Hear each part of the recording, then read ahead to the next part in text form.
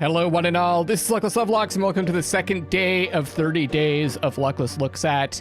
This is the life and suffering of Sir Brante in times of the fall of the blessed Archnean Empire.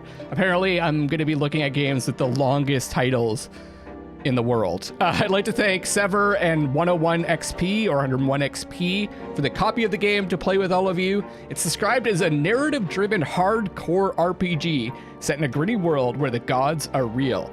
Set out on a challenging lifetime journey where every choice you make has a price to pay and consequence to it. Will you become an inquisitor, a judge, or conspire against the old order? Dare to decide. I don't know if this is going to be best for like a short look at video, but let's start it up and see how it goes, and let me know what you guys think about it. Let's begin the life and suffering of Sir Brante. Sir, any of your characters' names, sir? Choose your name carefully. Other characters will address you exactly like this. Sir Luckless. It says chapter game mode. Chapter restarts enabled. You'll be able to rewind to the beginning of any chapter you have completed and continue from that point. No, we're going Iron Man. Are you kidding me? Consequences open. You will see the consequences of your possible choices in advance. It is the recommended game mode, as you will be able to direct the character's fate in the way you want. Okay, let's do that then. Wait, hold on, I didn't read this. You will not be able to go back to your previous chapters and change your decisions. You will live the character's life from start to finish and endure all mistakes and misfortunes. That's the way I love to play games. I love to mess up, learn from my mistakes, or revel in my mistakes, and continue on and deal with them. Let's go. You hold the fate of a single man in your hands. You will follow his life from birth to death. Your choices shall define who Sir Brante will grow up to be. You'll decide his personality, social status, and what mark he'll leave on history. With every step he takes at your behest, Sir Brante's character will change and evolve. Your decisions will close some doors for him, but open many others. The world of Sir Brante's birth is a ruthless realm where people are divided into estates. It is hard to be a hero here. Be ready to accept that Sir Brante cannot overcome every challenge in his path. Every hard choice will test his character and personal qualities. Often you will not be able to make the choice you would like to.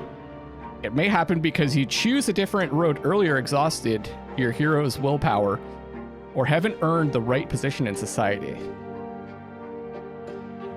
Every victory will be a struggle. Oh, I love it. A path paved with bitter losses and gut-wrenching failures. This is like the story of my life. Accept the tragedy. This is how you will create a gripping and unique tale for your hero. What will become of your Sir Brante, his loved ones, and his world? It all depends on you.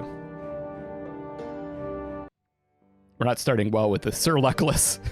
The story of my life remains written on these pages, but my fate has always been my own. Every deed, every choice, every person I met made me what I am.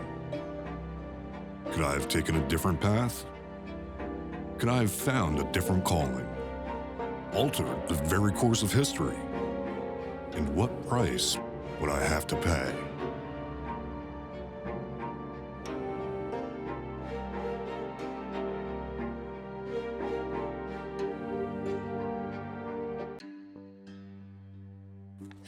Here we go.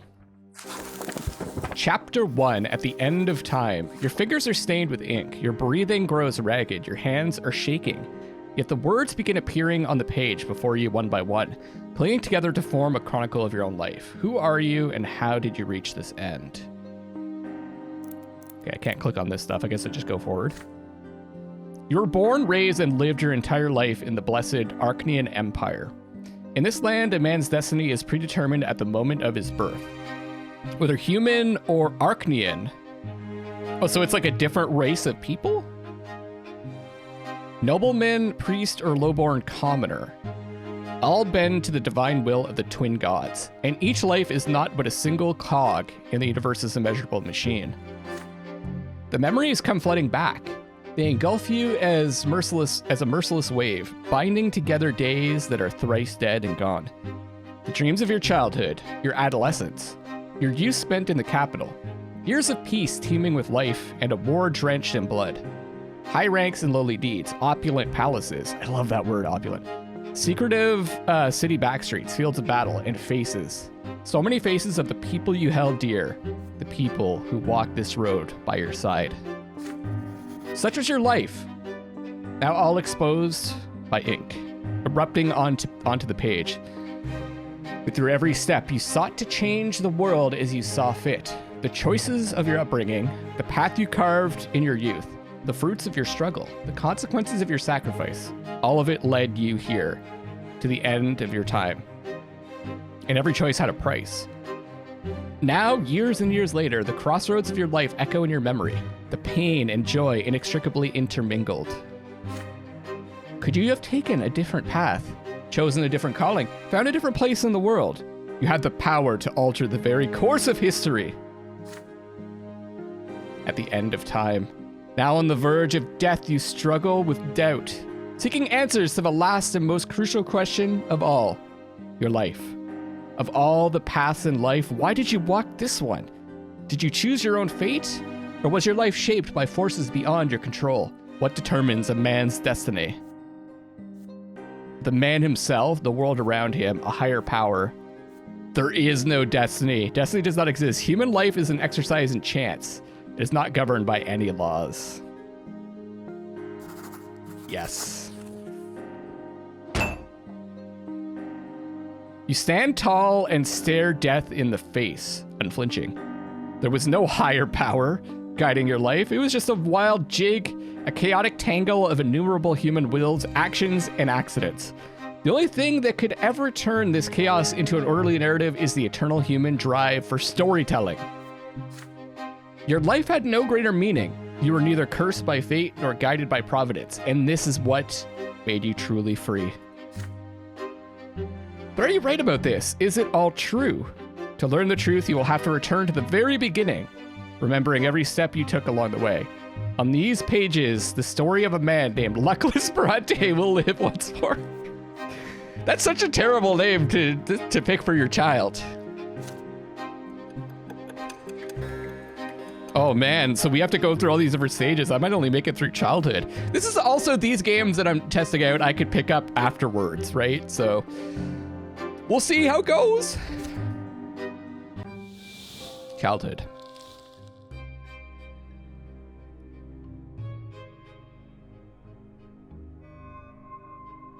Did I click on something? Okay. I don't know how this game works. I'm totally blind on this. Childhood, where life begins. First words, first unsteady steps. You're but a small child learning about the world in which you were born. To you, everything is so new, so baffling, and so unforgiving. A long, trying life stretches before you. So many feats and faults, so many fateful choices to come. Yet you're already sowing the seeds of your future self.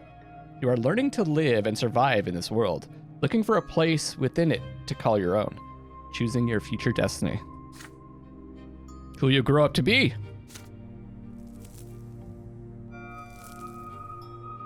Growing up. In chapters childhood, adolescence, and youth, you will live through your hero's coming of age. You'll shape the protagonist's personality, his qualities, and relationships. By the end of prologue, you'll determine the estate and future occupation of your hero. Only in adulthood will he start to influence the world around him and even the ultimate fate of the Empire. Who will Luckless Brante grow up to be? It's your call. It kind of, I played a game called Hand of Fate, and it reminds me a little bit of that, but there's like action and stuff like that in that game. Okay. Personal life. Events in the personal life of the hero that can happen in this chapter. The fencing lesson. You dare to study fencing like your father, even though you have no right to it by birth. With conditions, determination greater than or equal to 4, train with father. Beyond. As a small child, you suffer your first death and rebirth. That's cool. Suffer your first death. Insight. Do I even want to see all this stuff? I don't know. I guess so. You experience an insight when your mother tells you about the ways of the world and the lots of its inhabitants. Perceptions greater than or equal to 4, and we have to play with the ants. I guess we know this is like the consequences of our actions. This is maybe like the open part of it. You challenge the sacred order and attempt to seize a noble lot. as a little kid? Willpower greater than 0, greater than equal to 0. Kiss the sword. I don't know if I'll like... Oh. We can already click on this stuff. Okay. Personal life. 0 years, lowborn growing up. Got perception, determination, and willpower. We already have 1 willpower, I guess. So we got perception represents how attentive you are to other people and the world around you. Your ability to comprehend and learn. It affects your frame of mind and the skills you have when you grow up. Determination. We're inattentive, by the way. Your perseverance and strength of character. Your ability to get your way. It affects your frame of mind and the skills you have when you grow up. We're spineless? Okay. Willpower is your remaining inner strength and readiness for action. You spend it on difficult choices. Ready for action. Okay. Looks like we can go into the negatives for willpower. The house. We have tarnished honor, the honor of your family and your position in high society. This is reputation. Affects how the nobility treats your family. Moderate means, the financial state of your family. The level of your income and possessions, that's wealth. Unity. 7. We're at peace. Represents how close and trusting your family is. It affects the fate of your family members. The heir is Stefan Brante. Brother, relations +1. Apparently is indifferent to us. Robert Bronte's son from his first marriage and a noble by birth. From a young age, he has been striving to be first in all things and demonstrate his superiority to the family. So we got Gregor Bronte as our grandfather. Amalia Elborn, ex-wife of Robert, our father. And she's passed away. So Robert married Lydia Bronte, who's the mother of Gloria. And wait, from another marriage, maybe? We got Stefan from the first marriage and then us. Oh, I can click on Gloria. That's cool. Illegitimate daughter of your mother, Lydia. She has never met her real father.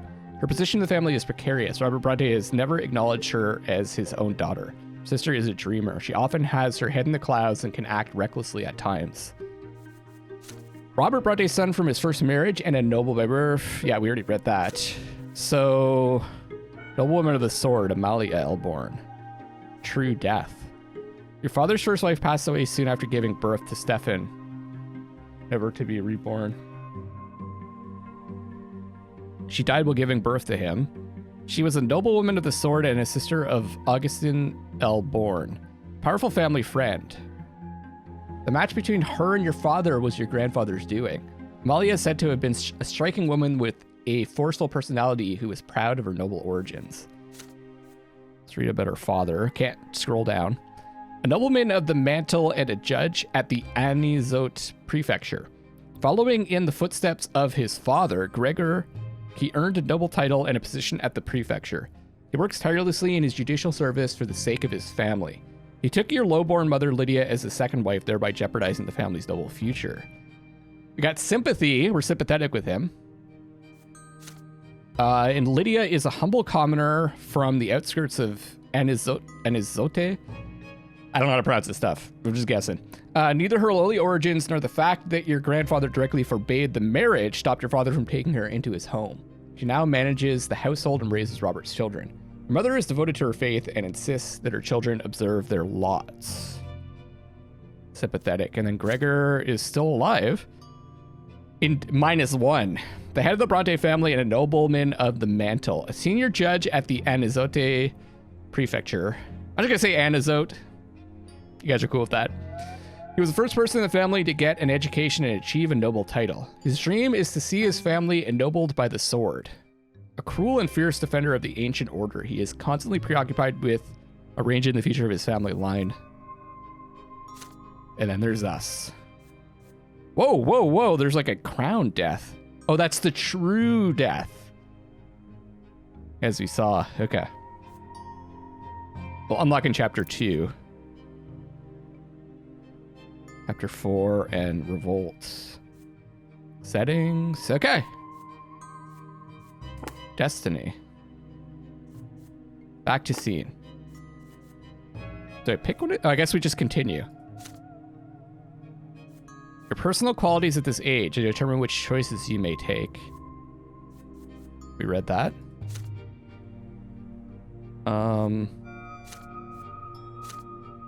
Your inner strength, the number, personality. Your inner strength, the number of lesser deaths that you have experienced. These qualities will stay with you for your entire life. Use sections. We read all this. Let's begin.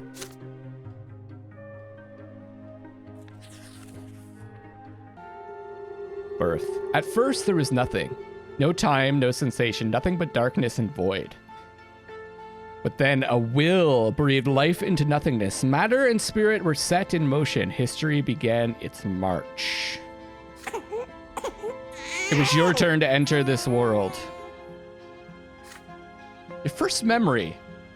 You're lying on your back, blinded by a bright white light. You're not alone. Above you tower the colossal figures of those who created you. It's kind of creepy, eh? Like, that's pretty scary. You are a part of them, and they are a part of you. Between you and them is an inexplicable connection, a strong, unbreakable link. They will always watch over you, guard you, and protect you. It hurts to breathe. You let out the pain in the form of a desperate scream. Your creators extend their hands toward you. There are two of them, the ones who made your form from their own selves and brought you into this world. They are united, yet as they lean closer, you begin to see how different they are. You can already feel their differences within you, struggling against each other. The first figure is soft and emphatic, wise and merciful. The love that emanates from it wraps you head to toe like an invisible blanket. The warmth from it is never ending. The second figure is strong and powerful, commanding and noble. It is harsh but fair, a beacon of guidance, a force of protection, and merciless punishment for every misdeed. Not their father, or their mother. Yet there is also a third figure. It's like a shadow barely seen behind them, yet already pulsing with an unbreakable will to live. It is the very will to live that is now growing ever stronger within you. A soft open palm, strong closed fist, a lingering distant shadow. You struggle to loosen the swaddling claws wrapped around you and extend a tiny hand into the world. You can reach out to the palm, perception +1. Reach out to the fist, determination. Smile at the shadow. I'm gonna smile at the shadow. I mean, I know what I kind of don't want to go back and look at that stuff, the events. I just kind of want to go with what feels right. So I'm gonna go smile at the shadow. Smile at the figure standing behind them.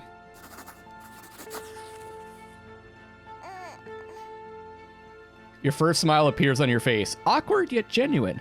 Your mother and father exchange looks and start talking. You know no words yet, so all you hear is a sequence of booming sounds. But the stranger behind them has no need for words. The stranger's look is all it takes for you to feel the will to live, an act that now burns within you. Full of power. Probably a good way to start with a lot of willpower. The shadow brings a finger to its lips, as if to say, there, baby, don't cry. This is our secret now. And then the shadow melts into the light.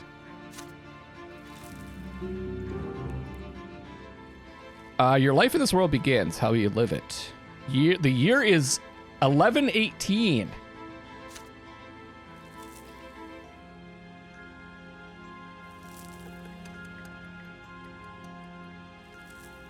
One year passes. Hide and seek. As the days go by, you learn to tell your parents apart. You recognize father by his heavy breath and strong cold hands. He visits you rarely. Hello there, little luckless Brante. Mother's tender voice, however, follows you day and night. My, you're growing so quickly, my child. She looks like she's got, like, a lot of worry in her eyes. There are two more children in the family named Stefan and Gloria. Gloria sings songs to you. She often dresses you in tight clothing and gently holds your hands as you learn to take your first steps. Stefan likes to sweep you up and pinch you and toss you into the air.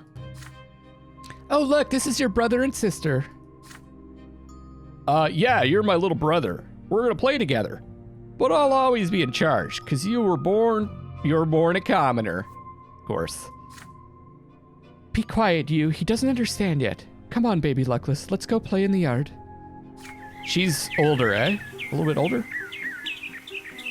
It's hot outside. You grip your brother's hand with one hand and your sister's with another as they help you walk down the giant stone stairs.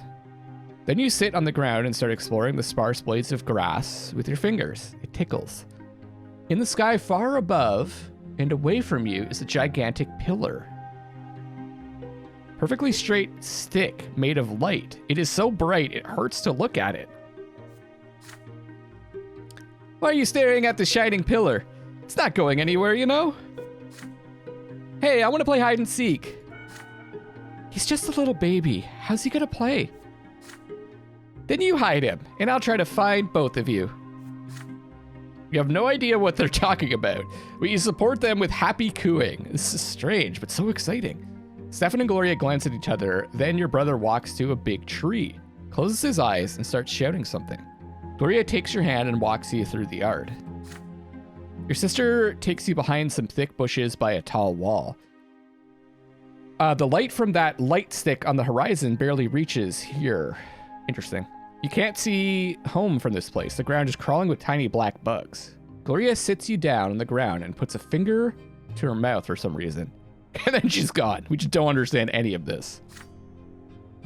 You can no longer hear Stefan's voice. Gloria is nowhere to be seen. You feel colder. The bugs are no fun to play with. You've been sitting here for a long time, completely alone. Nobody checks on you. Did they forget about you? Did they abandon you? We get more willpower if we cry. You start crying, hoping to be found. Find your way home. Determination. You get up off the ground and start crawling through the bushes to find your way back home. Sit there and wait. Perception +1. You start playing with the leaves and twigs and little bugs. I think I'm gonna find my way home. So we get up off the ground and start crawling through the bushes to find your way back home. You get back up on your feet, swaying a little bit. Oh, that's creepy music.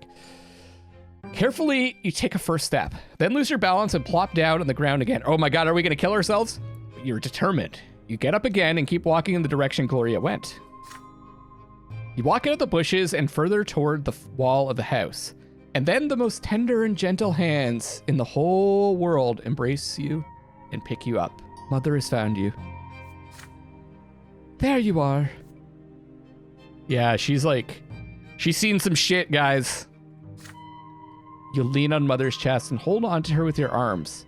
You want her to know that you came here all by yourself, without any help. She pats you on the head. Your brother and sister stand behind her, clearly feeling guilty. Gloria is in tears. Stefan is staring at his feet, I think. You hug Mother tightly. She's here now. Nice. So one more and we're active, I guess. I wonder if these events are always the same or like how this works. 2 years, so another year passes. That's all that we did for 1 year is we just played that one game of hide and seek. The Great Descent. Another memory. Okay, these are just little glimpses, obviously. I was just joking. Another memory. You are still a little child, but you can already talk and run around on your own. Today is out of the ordinary. Father is busy around the house, giving orders to the servants. Throughout the day, the kitchen has been abuzz with work, and there are solemn, gloomy preparations and candles being lit. Even your older brother, Stefan, is quiet today. Mother takes your hand and brings you to your sister, Gloria. My son, today is the Great Descent. We honor the day when the twin gods descended to us. We must spend this day in reverence to the gods. You are too young to understand, so just do everything your sister says for now. I wonder if the shadow is one god, and then the pillar of light is another god. Or some kind of representation. Gloria takes you to the playroom. There are no toys, there are no chairs. Even the carpet has been taken away. There's nothing there but a bare wooden floor. Today we're not allowed to go to any other rooms, and we'll be eating nothing but gruel and stale bread. On the day of the Great Descent, everyone must be where they belong. It's quiet, unusually so. Muffled voices from beyond the door are all you can hear. You're sitting on the cold floor, confused with no idea what to do. Then you hear your sister's voice, a lonely sound in an empty room. It's a little song that Mother taught her. You hold your breath as you listen to it. When the twins come down to earth, they brought lots for every birth. Let us count them 1, 2, 3. The twins made them for you and me. Nobles rule and bravely fight. They protect us with their might. Priests work hard to understand, guide us by the twins' commands. Common people work and toil, always patient, never spoiled. Live your lot where you were born, to the day when you pass on. Know your lot and know the prayer, for the twins see everywhere. You're transfixed by the tune. Gloria notices your gaze and a smile creeps across her face. You like the rhyme, don't you, Luckless? Do you know what it's all about? Look, there are 3 lots. They were brought to us by the twins when they descended to us from the shining pillar. Remember that pillar of light on the horizon? That's it. You could see the shining pillar anytime from anywhere in the world. There are 3 lots. So that pillar is what they descended through? Okay. If you follow your lot as you live, you'll reach the peak of the pillar. And if you don't, you'll get eternal torment at the foot. You and I are lowborn. Mom is a commoner too. So the lot for you and me is to suffer and be patient and work hard, understand? The priests and the nobles have other lots. The nobles fight and rule over everybody. The priests, well, I'm not really sure what they do, but I guess they talk to the twins and then teach everybody. Gloria stares at you intently. Did you get it, silly? Then she shakes her head and keeps singing the song over and over again. Her voice transfixes you, drawing you in. The room starts to glow like the sky. From this light emerges 2 figures you have known ever since the moment of your birth. One of them embraces your sister's shoulder. The other stands guard behind her back. So is that... I just assumed the 2 forms that we saw were our mother and father, but maybe it's the spirits represented in our mother and father? I don't know. You watch this happening before your very eyes, unable to turn away. Gloria is swaying to the song, unaware of what is happening. She sings the final verses once more. Know your lot and know the prayer. You feel compelled by this divine sight to express yourself somehow. You feel words condensing within you from the light. But what will these words be? Finish the song properly, perception. Sing the last line wrong, determination. You shout words of your own instead of the last line of the song.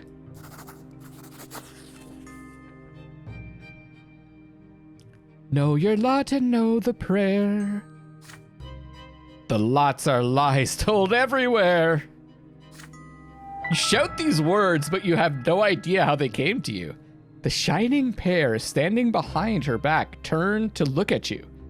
You can feel their gaze piercing you from top to bottom. When the moment passes, they melt into the dim light coming from the window. Now Gloria is staring at you. You see disappointment in her eyes. Luckless, that's not the way the song ends. Why did you ruin it? You shrug, quite pleased with your cleverness. So now we're active. You're becoming very independent, feels like. Another year passes. We're into year 3.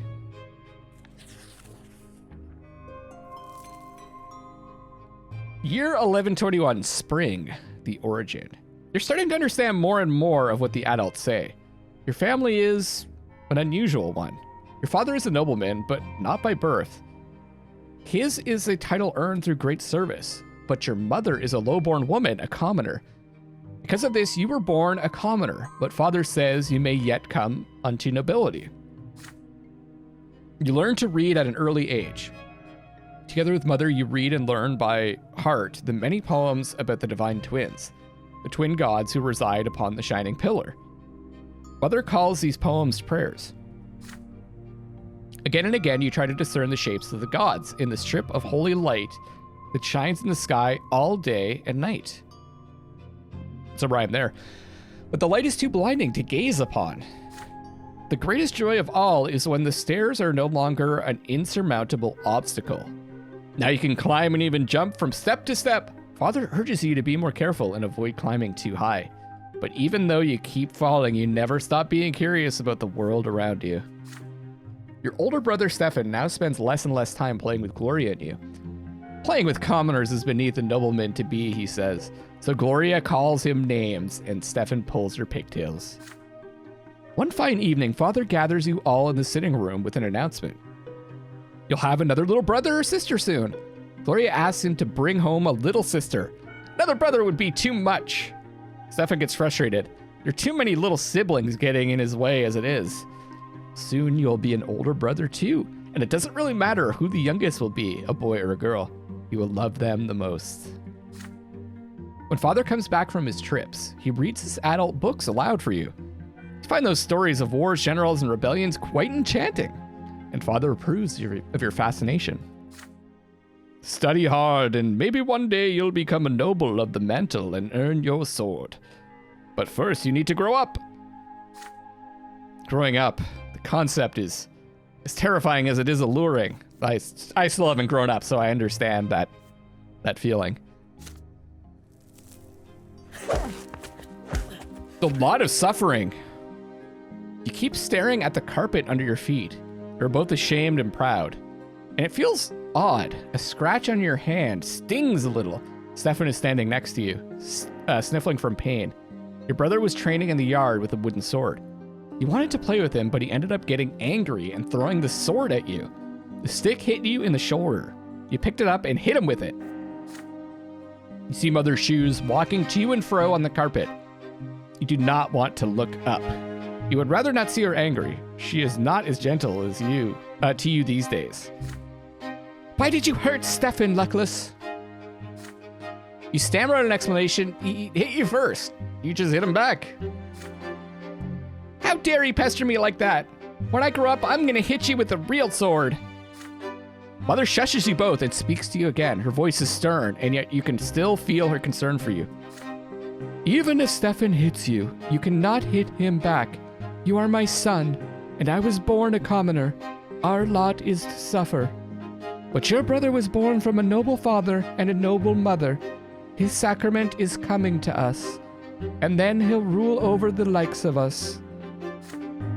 If you hurt a noble, you must be punished. That is your lot. And the sooner you learn it, the better off your entire family will be. Now Stefan looks at you in triumph. You look at Mother in fear, not sure what to do now. We can accept our punishment because we have willpower greater than 0. Or we're gonna lose 5. And we get into the better books of Stefan. And Lydia becomes grateful. Okay.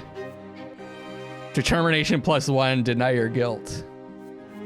Demand an explanation.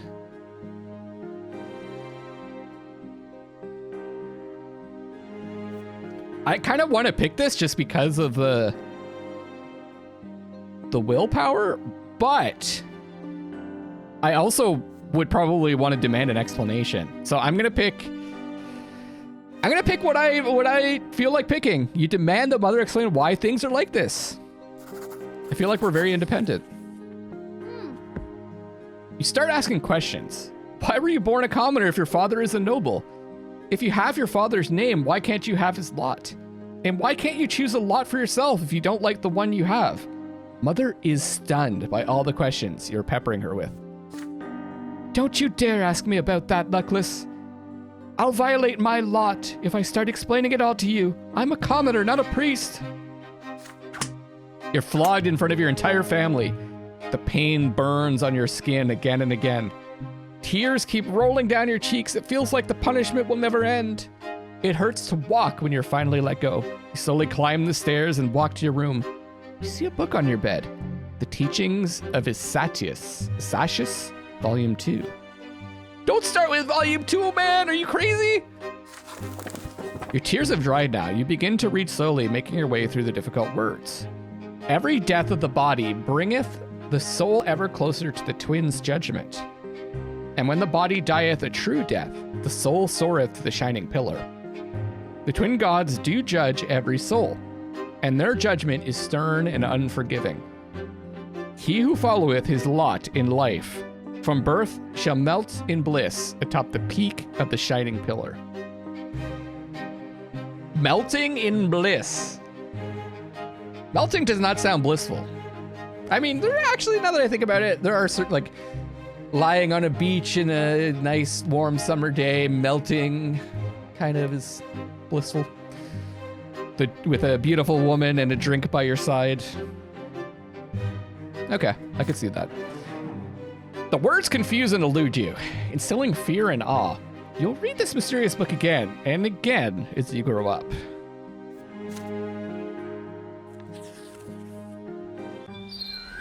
Gloria's rhymes. Mother mostly stays in her chambers now. With each passing day, she grows heavier and her features get rounder. It gets difficult for her to walk, but she still smiles all the time. One day, she takes your hands and puts them on her big belly, and you feel a movement deep inside her. You'll have another brother or sister soon. Gloria takes you on walks to the yard now. You explore the yard together under the evening light of the pillar. She sings you songs and tells you amazing stories. Hey, Luckless, do you want to hear a rhyme? I wrote it myself. There's even a bit about you, but don't tell anyone, okay? Writing poems and songs is only for nobles. If Mommy hears about it, I'll get flogged. Remember how you got flogged for hitting Stefan? Our judge is my second father. In the past, I had another. Mother says the twins are great. Says we should not fight our fate. Brother loves to jump around. Please don't fall down on the ground. See, I wrote a little rhyme. Please don't tell them it is mine. But today your sister is nowhere to be seen. She promised to take you to the old pond and show you the red frogs that live there. But then she vanished. The servants join you in your search. Even Mother leaves her chambers when she hears the commotion. Finally, you find Gloria in the far corner of the garden. She's holding a quill and sheets of paper covered in poetry. Uh-oh. Mother becomes angry the moment she sees it. She looks through the poetry and her face grows dark with rage. Gloria is standing before her, wringing her hands and looking for an opportunity to run, but there seems to be no escape. What is this nonsense, Gloria? We talked about this. You were told to take care of your little brother.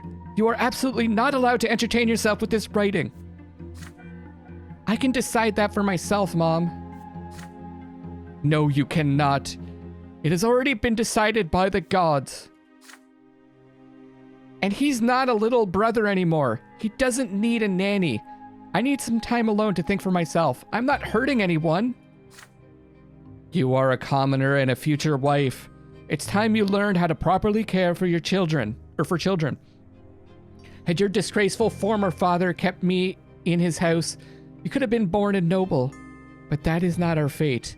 And you are absolutely forbidden from ever spoiling paper and wasting ink again.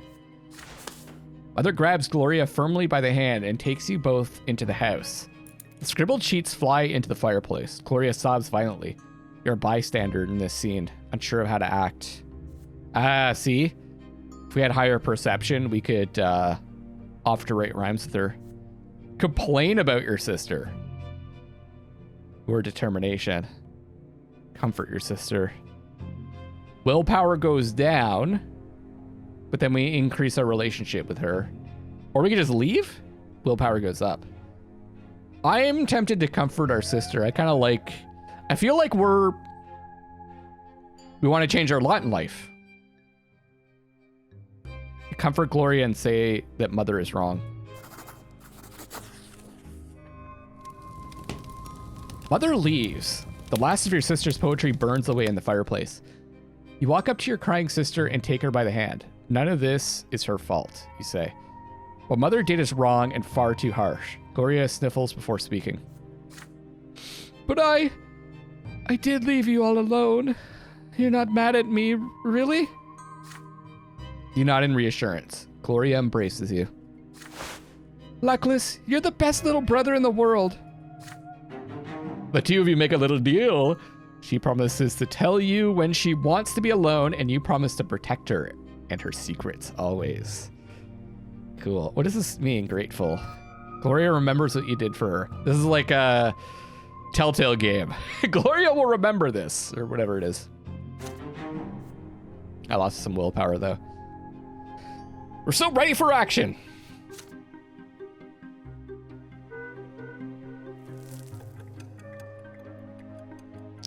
Four years have passed, the year 1122. Winter, the coming sacrament.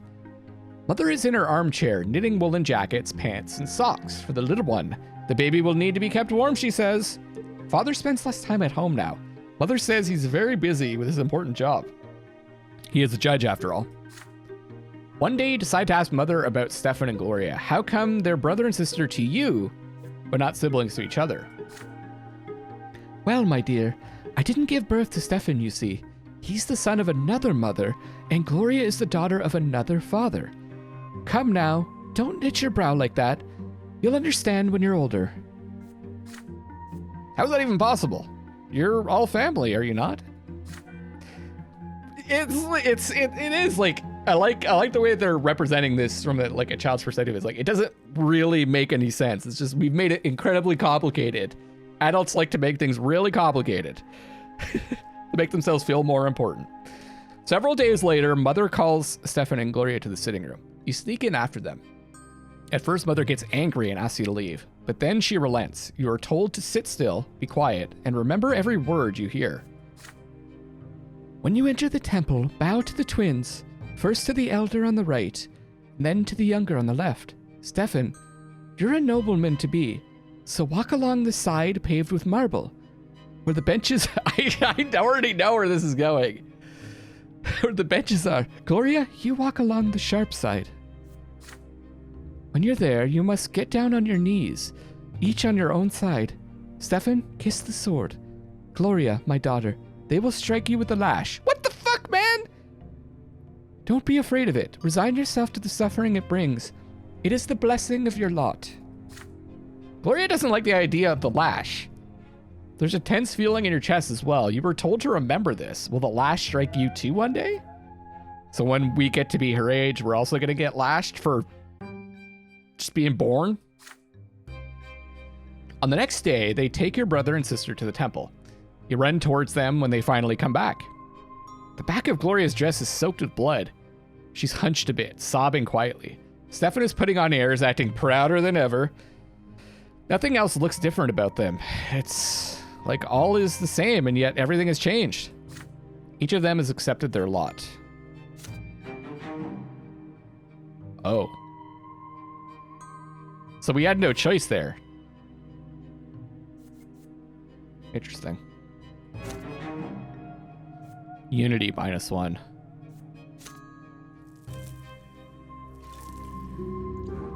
Brother and sister sacrament, year 1122. Your siblings Stefan and Gloria took their first sacrament at the temple. More than one? The newborns cry! You eye the little bundle in your father's arms with curiosity. Behind the many layers of swaddling clothes is your newborn baby brother. Mother is glowing and smiling with joy. Stefan and Gloria are also here, all excited. You promised yourself you're going to be the best big brother in the world. You'll never hit him. Oh no. The two of you will play together and tease Stefan together and help Mother together and go on so many adventures together. It feels so strange to be an older brother. Just the other day, you were the youngest in the family, but everything is different now. Your parents name your little brother Nathan, and Mother spends day and night by his side. And Nathan cries all the time, day and night. Mother barely gets any sleep. She's so worn out, she starts forgetting things. Like today, for instance, she forgot her knitting in the armchair in the sitting room. You better bring it back to her as soon as possible. Uh-oh. You run to Mother's bedroom. You miss her smile so much. You walk in without saying hello and give her the knitting. But instead of gratitude, you get an ice-cold, exhausted stare. Nathan is also there, screaming all the time. Go away, Luckless! You're bothering me! She spits these words out through her teeth. You look at the bawling newborn. She can't even get a minute of respite. Enough already!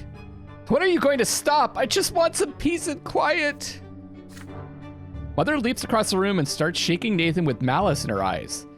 His cries get even louder. She looks so tired from his never-ending screams. She seems to be within an inch of smashing him against the wall. Somebody has to do something. You're scared of your mother right now, but you fear for Nathan's life much more. Perception, call Father for help. Redirect your anger to yourself. Determination. Snatch Nathan from Mother. We lose willpower, but then we gain... You take Nathan away from Mother and run away? Yep. We're using up all of the willpower we gained. You leap at your mother and demand she give you Nathan. She freezes when she hears the words. You snatch your little brother out of her arms. She chokes with rage and falls in the bed screaming. You run away to the playroom. Your baby brother is heavy in your arms. He sniffles. You sway him gently like Mother did and quietly sing him a lullaby about the twins. Don't sing him that! Nathan calms down. Soon he closes his eyes. You put the newborn on your bed and swear on your life that no one will ever hurt him when you're around. I would think that, like, our mother and father would be thankful because we protected the baby and, like, she wanted to be alone so she could rest, right? You hear heavy footsteps in the hallway. Father enters the playroom. He looks at you, then at Nathan, somewhat confused. You did something bigger than you today, son. It is a noble deed to protect your family, but you should have come to me. Please understand, this was my duty, not yours. Yeah. You saved your baby brother from harm. If you feel yourself ready to take the responsibility to protect others, then maybe you can walk the path of the noble when you're older. But for now, we should bring him back to your mother. Come with me. He picks Nathan up. Your brother is fast asleep, breathing quietly. The three of you return to Mother's bedroom. Father puts Nathan back in the crib.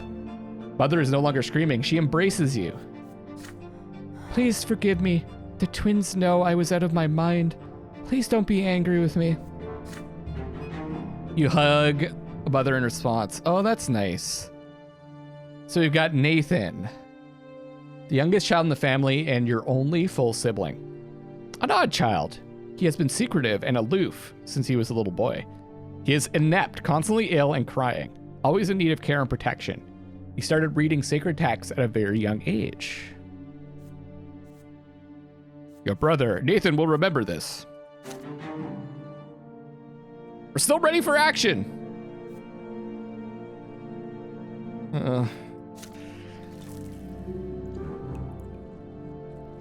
Your younger brother, Nathan, is born. Excellent.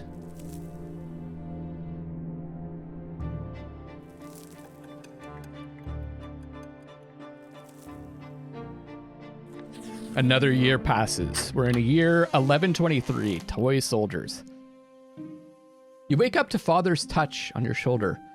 He's finally back home after a long trip. Luckless, today is your special day. The day when you begin your studies. Now teachers will be coming to our home to teach you, and you must do everything they say. Be diligent in your studies, and you will grow closer to the nobleman's lot. And since you must remember this day, a present is in order. Lydia, get our little schoolboy dressed. I am taking him to the market district. Stefan wants to come with you too, but Father shushes him sternly. This is your day. Your elder brother is hurt to hear this, but stays quiet. That's right, you shut up. An open carriage takes the two of you through the dusty, noisy city streets. A pleasant wind tussling your hair. Your city is called Anazote. You know what? I changed my mind. It's Anazote. that you already know. It is one of the largest cities in the entire empire. There's a big shadow on the street. It comes from the white foliage of an enormous tree that spreads its branches all above the city. My son, did you know that the silver tree grew from the blood of our gods' own disciples? It has been growing here for hundreds of years, right in our city. It cannot be damaged or burned. Not even the clergy know why. The carriage comes to a halt by a small shop next to a city square. You run there and freeze by the stalls in excitement. The shop is packed with dolls and figurines and toys. You've never seen so many at once before. It looks more like chests and stuff. Have you chosen your present yet? Father asks. You have. You want the Holy Order set, which includes several figurines of the Empire's greatest warriors of all time. You rattle off everything you know about the Holy Order. They were the ones who aided the Emperor's own forces in seizing the province of Magra and storming our city. That's how we joined the Empire. Father nods in approval. Very well. War isn't your lot for now, but maybe these toy soldiers will teach you to think like a general. We will lead them into battle and study military strategy. Go ahead, take your present. Having said this, Father turns away to examine the books. You run to the box of toy soldiers, delirious with excitement.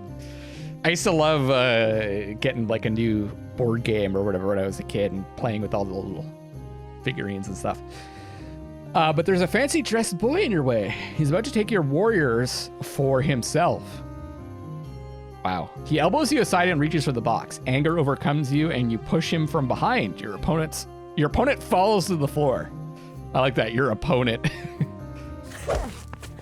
The rich boy screams so loudly, everybody in the shop hears it. He hit me! He hit me! A tall tower of a man looms over you. This is the boy's father. But then you feel your own father's hands on your shoulders. What happened? Uh-oh. Press against father, your mind more at ease now. He will protect you. Yes, you shoved the boy to the floor in front of everyone, but he tried to take your present for himself. Father turns you around to face him when he hears these words. Is this true, Luckless? Did you strike the son of a nobleman? Yeah, I figured this would use up our willpower. So we got deny guilt. We get more willpower. Tell him the truth. Or admit your guilt.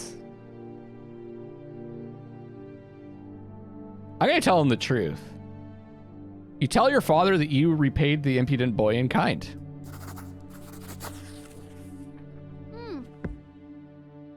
Oh, geez, that's not a good sign. It isn't fair to blame you without letting you speak too. You didn't want to shove that stupid boy. He was the one who shoved you first. But the angry nobleman, the boy's father, will not let you finish. Nobody cares a whit for your so-called truth, little lowborn. The law is the law and your punishment is due. Your father nods in agreement to these words, no matter how sad that may make him. They lead you to the nobleman's son out. They lead you and the nobleman's son out of the shop. You're told to bow to him and show humility. A bad feeling sends a shiver down your spine. With a satisfied grin on his face, the boy swings his arm and slaps you on the cheek. He strikes you again and again. Enough. He got what he deserved. We're leaving. Get out of our way. Your head is swimming from the heavy blows. You return to your senses back in your bed.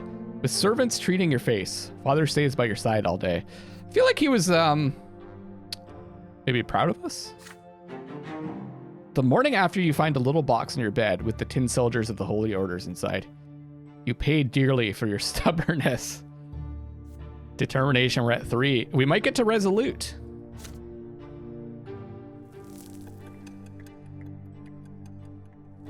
Six years pass. The year 1124. Summer, the family dinner. Today, Father ordered the dinner table to be brought out into the yard. For the first time in months, he's home, outside of the confines of his always locked study. He spent the entire day playing with Nathan and you, discussing various matters with Stefan, now an adolescent, and walking in the garden. And now at dinner under the open sky. Your entire family gathers together, with Father at the head of the table, smiling. He asks each of you about your studies. Nathan climbs up on his knee and recites a counting rhyme in a funny singing song voice. sing-song voice. Stefan mentions that his fencing teacher praised his accomplishments. He rises from the table together with his father to show his skill in a practice duel. Next comes Gloria's turn. She stands on her chair and recites a lengthy prayer by heart. Mother showers your sister with praise. Father chuckles quietly, hiding a smile in his mustache. When your turn comes, you recite all the ranks in the Legion, from common soldier to high commander. Stefan listens to you with a skeptical look on his face. Night slowly falls, but the servants ensure that the yard is well illuminated. You don't feel cold in the dust tonight. It feels good, yet so important. All of you are finally together, sitting at the same table. No fighting, just smiles. No arguing, just pleasant small talk. Then a servant approaches Father with a letter in his hand. He reads it in the dim light, and each line gradually washes the smile off Father's face until only a stone-cold mask remains. Mother looks at Father with an unspoken question in her eyes. Gregor Brante is coming back to Anziote. He is the head of our family, my father.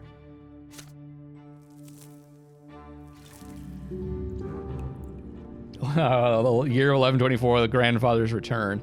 Your grandfather, Gregor Brante, returned to the family home from the capital.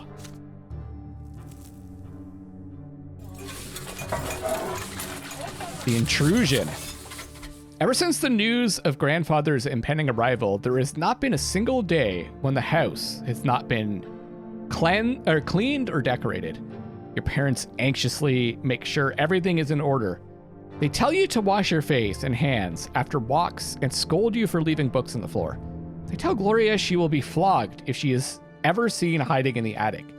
They make Stefan stay in his room. Even baby Nathan gets in trouble. Everyone is on edge. Why do they make Stefan stay in his room? That's weird. Then one day, grandfather arrives. It's a grim day. So hot, your neck is sticky with sweat. Father, mother, Stefan, Gloria, and you, and Nathan. The entire Brante family stands on the porch in front of the house. The house servants lined up behind it. It looks like a really freaking nice house. The carriage arrives and out steps a tall, gaunt old man with a heavy walking stick and a heavier gaze. You cringe instinctively. Good health to you, father. Children, greet your grandfather as you have been taught. Still trying to look like a real nobleman, are you? You can't fool me, Robert. I was the first of the Brante family to be ennobled by the mantle, and I am the only one who remembers how to bear this burden properly. I live honorably by my lot. Your marriage to that low-born wench cut us off from ever becoming nobles of the sword. My progeny could have been born bearing noble blood. Father, I beg you, this is not the place. Grandfather eyes him with scorn and walks into the house, the entire family following close behind him. I have been away far too long. The entire house is a mess. This is an insult. How can you live in such a pigsty, Robert? The servants have grown far too lazy. All thanks to your commoner of a wife. I warned you, did I not? And yet you did as you saw fit. And the children, what do they know of tradition or honor? They are being raised in a virtuous family, father. And now you're speaking like a lowborn who's content to live in humility. Twins willing. Now that I'm here, this will not happen again. I am taking your oldest son to the capital. I see you cannot provide Stefan with a proper education, so I will correct your mistake.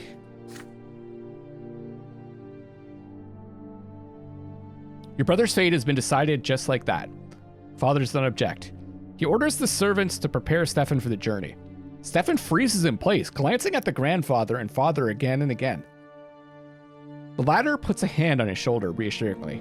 Grandfather's lips are a tight line, white with contempt.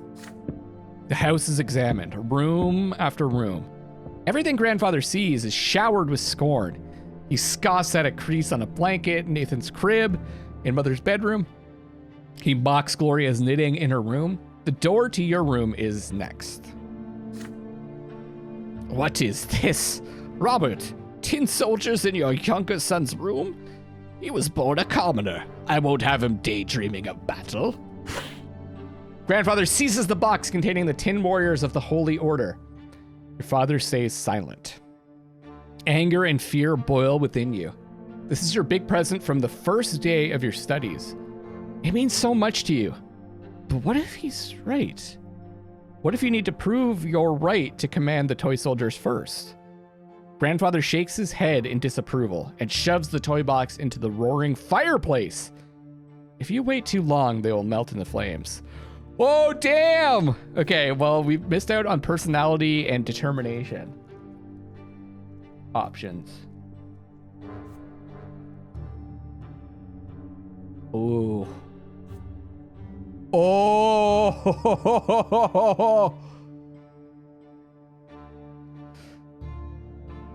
Wow. Deaths +1. We're gonna die? Determination and perception go up, though. Driven mad by anger and injustice, you kick Grandfather in the leg. Man, fuck that guy.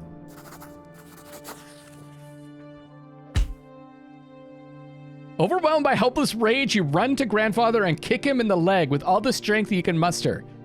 He is immovable. The next thing you see is him leaning, towering over you menacingly, his heavy walking stick in hand. Lowborn scum! How dare you raise a hand to me! The blow hits home. The handle of the walking stick is as heavy as a rock. You are dazed, robbed of both hearing and sight. Down comes another blow. A sharp pain splits your head. Then, darkness. Your hand twitches against your will. Then, again and again, like it is trying to catch a flying butterfly. And then you fall into the primordial void. The void takes away a part of you. One of the lives you were given to live. It will never return. There is pain and desperation and a sense of loss. Nothing can be done now. First death in childhood. You fall into a pain that embraces you like a soft feather bed. You feel light, free. There are no restraints, just a warm glow that envelops you in its secure embrace.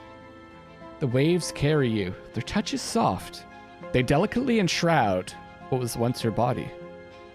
It is a feeling unlike anything you have ever experienced before. Something absolute and complete. You touch something greater. The reason behind everything. The reason for your very existence.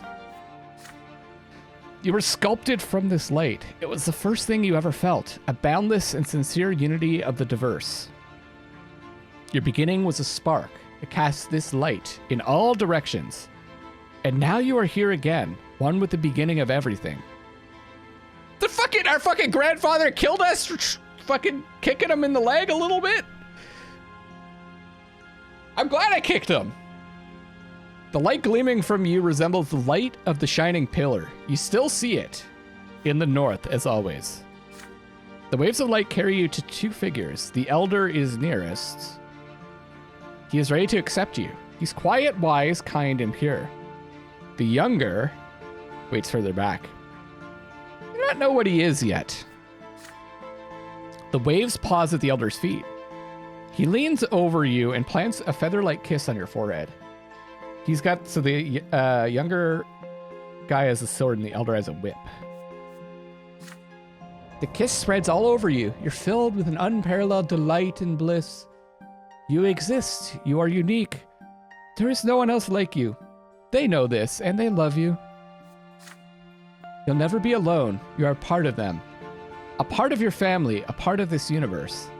The twin gods will never leave you. They watch over you constantly. So are they like twins? But yeah, one of them's older and one of them's younger, but the same. But they look exactly with their twins, right? The elder softly touches you as you lie spread out amongst the waves, sending you further down the torrent of light. You float on to the top of the silver tree's spreading crown. Okay. The closer you get to the silver tree, the heavier you become. The waves draw you down along its trunk. but you do not wish to part with the warmth and the softness, with the love. You turn around. The elder is still watching you. He nods. All is as it should be. Go. Your time has not yet come. You must return to the world now. As you tumble down towards your body, you comprehend the true meaning of your lesser death and the divine love that has been revealed to you. Love exists not only in the hereafter, it is present in the entire design of the twins. That is the origin of all life in this world. What is the manifestation of this love in your mortal life? Empire. By creating the Empire, the twin gods cared for all living creatures. The Empire is the only thing that gives us a place in the world and a connection to others. It's an enormous family made for people by the gods. Lot. The gods give you a clear mission in this world, thus gifting you your very being. This is the manifestation of their love for you and for all living things. Family. Love always lives in kindred blood. You share the miracle of life in the universe with your kin. Your family is what you are given upon being born and what you leave behind when you depart. Cause. The love the gods have for you is so great that they allow you to change the world they have created, to influence it with your deeds. Whatever your mission is, it is a proof of the twin gods' love for you. Yourself. What could be a stronger manifestation of love than your very existence? Your very emotion, every thought, every action exists by virtue of the love from which the twin gods created you. I think I'm going to go with cause. I feel like we're very determined to change the way the world is because it's unfair. And we've been treated unfairly. A sudden comprehension of the love with which the entire world is imbued illuminates your mind, but then it fades away and vanishes. You regain the sensation of your flesh. It is heavy and unwieldy. It lacks that lightness, that light. It's a burden. It is smothering you. You gasp for air. Your chest expands painfully. You feel as though your lungs are about to burst. The stagnant odor of the crypt fills them, revolting, but so real. You're back.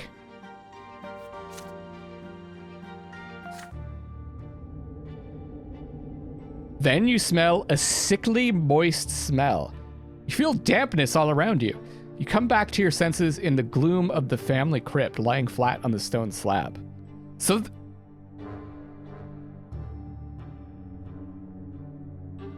is it just you that can come back, or is this like a common thing? Like, why would they put you in the crypt if they knew that you'd come back? Your parents are on their way to the crypt right now.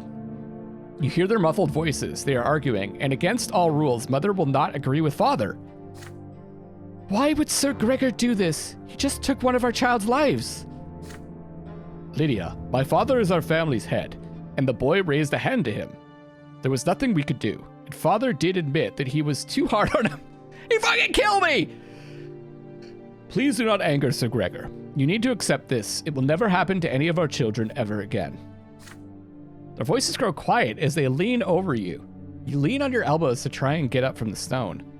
Mother gingerly wraps her cloak over your naked body as you shiver from the cold. So they're aware of this. This is like a process. My son, your first death came far too soon. I know it may be difficult to realize what happened, but know this, the twin gods are ever merciful. You are a child, and your time to leave for the hereafter has not yet come. You will be returned here by the gods twice more, but do not tempt fate again, and never, ever defy those who can easily take your life. Luckless, you have angered your grandfather greatly. Do not stand in Sir Gregor's way ever again, and he will never hurt you again. For now, just stay away from him. Father stays a step away from you, not saying a word. When Mother finishes talking, he picks you up and carries you outside. Together, your parents take you from the family crypt. On your way out of the crypt, you take a moment to touch your head. It's perfectly fine. There's no sign of the blow. Back home, Grandfather is still walking through the house, examining the rooms. You can see that Stefan and Gloria are disturbed by what just happened. No shit! Nathan starts crying when he sees you. The playroom still reeks of burnt paint. There's something new about you now. A pitch black stripe on your left arm. Looks like a strange bit of dirt at first, but it will not wash off. It will be like that forever. Mother explains. That is all she will say of it. Distaste? Yeah, no shit. I just wanted to see. He's constantly preoccupied with arranging the future of his family line. But we got 4 determination, 2 perception. Died once. Jesus. Beyond event has happened. Suffer your first death. As a small child, you suffer your first death and rebirth.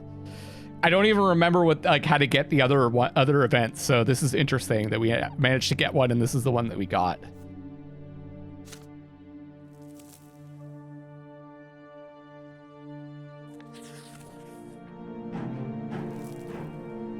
Father's sword. Oh, this is an event. This event is a consequence of your previous actions. We got to determination greater than or equal to 4. Cool. When father is not working long hours, you often see him spending long stretches of time in the backyard practicing his fencing. You're allowed to watch, but that is it. You're forbidden from touching the sword, let alone actually learning how to fight with it. It's a new day today, and father has been busy in his study since early morning. Mother took Gloria and Nathan to the shops. Your studies are done for today. The house is empty. You spot father's sword hanging by the yard door. He must have left it there by accident after a training session. You deliberate at first, then grab the sword with resolve and run outside. At last you have a chance to see it up close. It's a small sword used for dueling, heavy and devoid of any ornamentation. Recall that it was made specifically for him. The weapon is difficult to handle. Its heft makes the palm of your hand shake. As you get used to it, you try your best to imitate father's feints. Your technique leaves much to be desired, but at least it's something. You imagine yourself fighting for the family's honor as the thin blade slices through the air. But you swing too far back. We're gonna kill ourselves again. The blade nicks your shoulder and cuts through the shirt, staining the fabric crimson. The sword falls to the ground with a dull clang. Try to apply pressure to the wound to make it stop bleeding, but all you do is make the blood flow faster. Luckless, what are you doing here? The familiar voice hurts you more than the cut of the sword. Father walks up to you briskly. His rugged arms rip off a length of cloth and bandage your shoulder. He squats by your side and pulls you into an awkward embrace. My son, why did you have to take the sword? You know you're not supposed to hold it. This is no toy. It is a weapon that can take lives. I know how you feel. I used to yearn for my father's dueling sword back when I was a lad. One day you might have a chance to earn the right to carry a weapon. But first, you must have patience and study and become a noble. When that day comes, I will be proud to teach you myself. You rarely spend time with your father without someone else around. There's a paternal love in his voice, so much that even the cut on your shoulder barely hurts now. You'd be glad to be convinced by what he says. But how can you forget your dream? How can you abandon it just to earn father's approval? Is it right for him to ask so much of you? So if we agree, we get some extra willpower and our relations improve. Ask father to teach you basics. Destiny, the fencing lesson. More determined, and our willpower will be at -10. You muster all your courage and beg father to teach you how to hold the sword.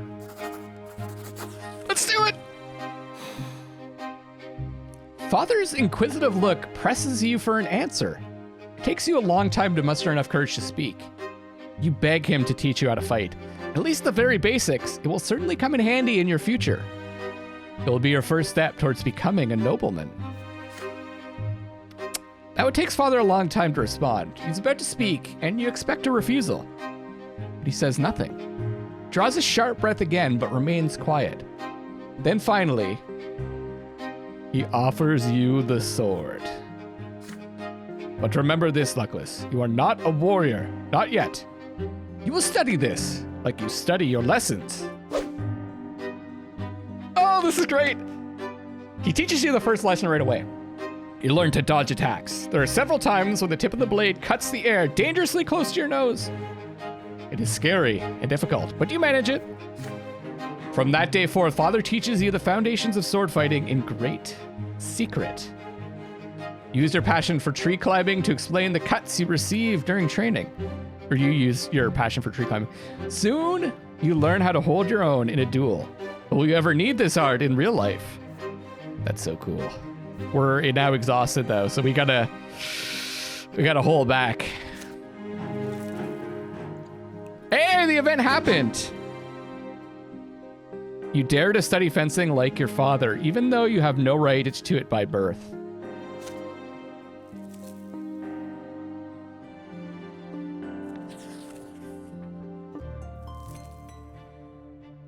The year 1124, fall, the master of the house. Soon, grandfather leaves. Your elder brother Stefan goes with him. Thank God. From that day on, father's hired teachers tend to you alone. They bore you with monotonous lectures on writing, counting, and the way of life in the blessed Archnean Empire. You often distract yourself from their instruction by playing with your younger brother Nathan. Your home grows quiet without your elder brother. Too quiet. Weeks later, your family receives a letter from Stefan. Grandfather has sent him to a boarding school for nobles. He's now studying hard in preparation for his service as a nobleman. The rules here are way too strict. You can't even sneeze without the teacher's permission. But I've been studying with my peers. We're learning how to live as nobles in a noble society. We're also learning the art of swordplay. That's my favorite part. Stefan now at the boarding school. Grandfather arrives once more, this time to live in your home. The only good thing is that he often has urgent business in Eterna, the capital of the empire, and has to travel there. One day you ask your mother where he lived before. In Eterna, she says, but now his place is here. Each time grandfather returns, he gives the servants new orders. Your home is now always busy with repairs. The servants are redecorating grandfather's chambers, including his library and sitting room. Sometimes father tries to gently talk him out of this. Why subject the house to constant reconstruction? Grandfather's answer is always the same. This home is mine, and I will live here as it befits a man of the nobility.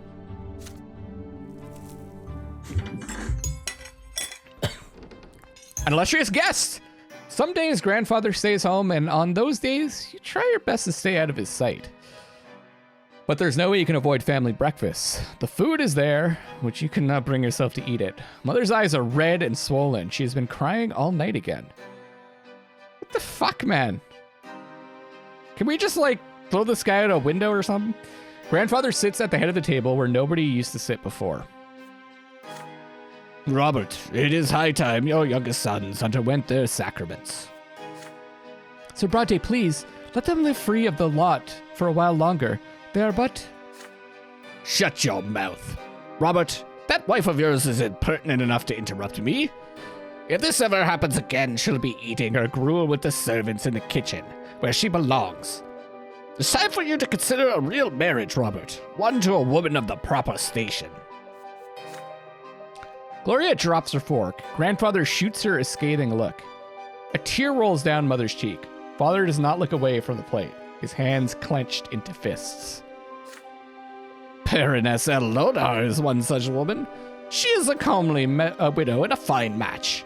She is suing for an inheritance right now and could use proper support and a husband. You can keep your lowborn lady around if you like. Servant, mistress, I don't care. I will not do that, Father. I am the head of this family, and the family's standing took a severe blow after your marriage to that commoner. It is unthinkable. How could you give up the memory of beautiful Amalia Elborn for this lowly woman and that bastard child of hers?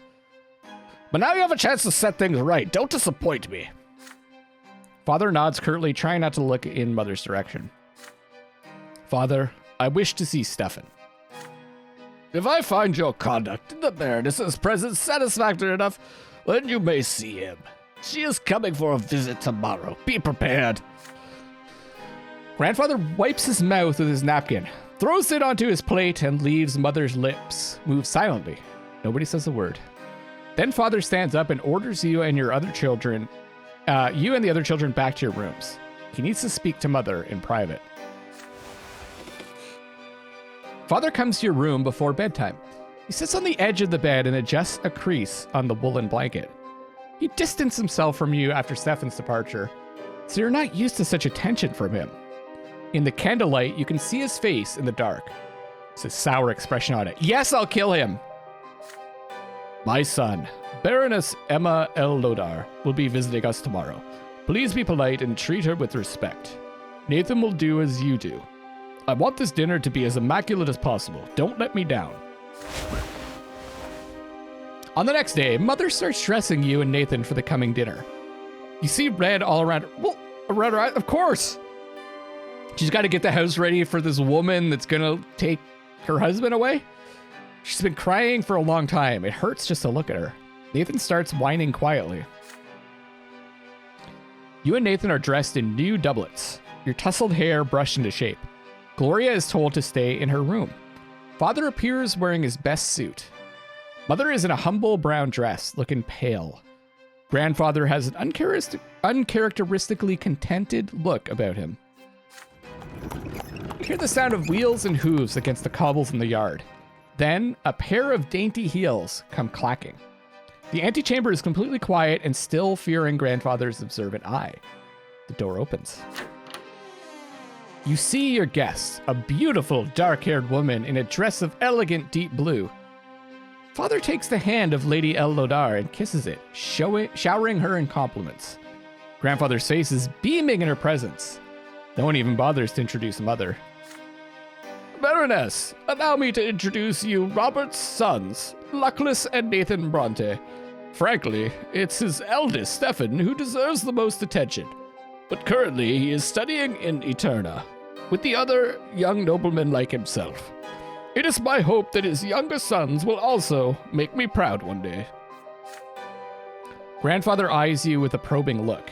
How will you act in front of the Baroness? Will you accept her here next to your mother, your father's rightful wife? Okay, well, we don't have these options because our willpower is too low. And what are we missing here? Perception's too low. So if we go with walk away with Mother, our reputation drops. Perception goes up.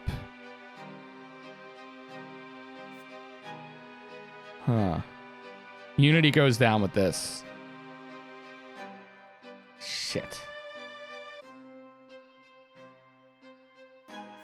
You take your mother's arm and leave the hall by her side.